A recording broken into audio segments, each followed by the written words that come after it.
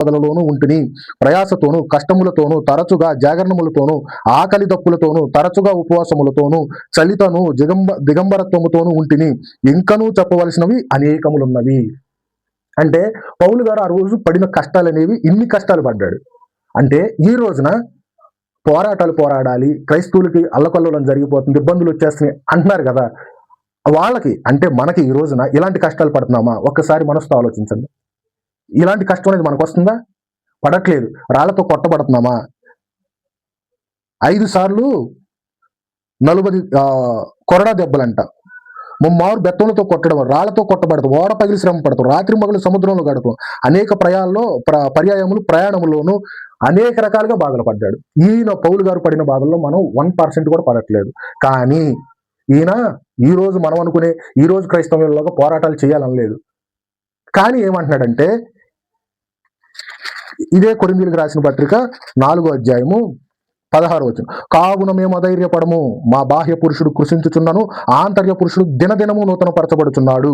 ఇంత కష్టాలు పడినా కానీ మేము అధైర్యపడం, మేము భయపడం, ధైర్యంగా ఉంటాం.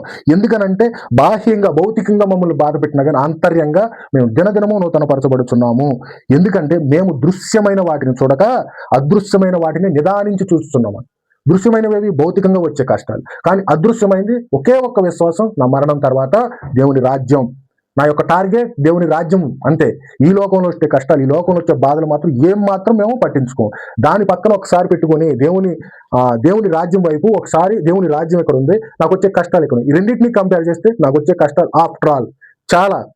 ఏమంటున్నాడు తర్వాత, మేము దృశ్యమైన వాటిని చూడక అదృశ్యమైన వాటిని నిదానించి చూస్తున్నాము గనుక క్షణమాత్రముండు మా చులకని శ్రమ.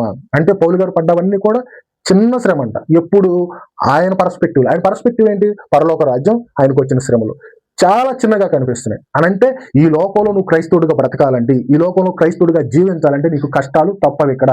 అది ఈ కష్టాలను బట్టి నువ్వు పోరాటాలు చెయ్యాలి, నేనేదో ఎక్కడికో వెళ్ళాలి, 10 మందిని పోగేసుకుని మీటింగులు పెట్ట, ఇవన్నీ కాదు దేవుడు కోరుకున్నది. నువ్వు మైండ్లో ఆత్మీయంగా ఎదగాలి. నువ్వు ఇక్కడ క్రైస్తవునిగా జీవించాలంటే, పరలోక రాజ్యం నువ్వు సంపాదించాలంటే ఖచ్చితంగా నువ్వు ఈ లోకంలో కష్టాలు అనుభవించాల్సిందే. కష్టం లేకుండా నువ్వు జీవించలేవు. ఎందుకనంటే దేవుని నువ్వు ఎప్పుడైతే కలిగి ఉన్నావు, ఆటోమేటిక్గా లోకమంతా నీకు శత్రువు అయిపోతుంది. శత్రువు అయినప్పుడు వాళ్ళు అవును అన్నప్పుడు నువ్వు కాదు అంటావు, కాదు అన్నప్పుడు అవును అంటారు. వాళ్ళకి నీకు క్షణం కూడా పడదు, ఆపోజిట్ గా ఉంటారు. అలాంటప్పుడు ఏం చేస్తారు?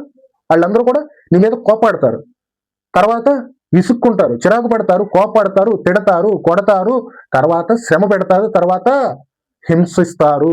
వాటన్నిటికీ సిద్ధస్తుడు అయితే మాత్రమే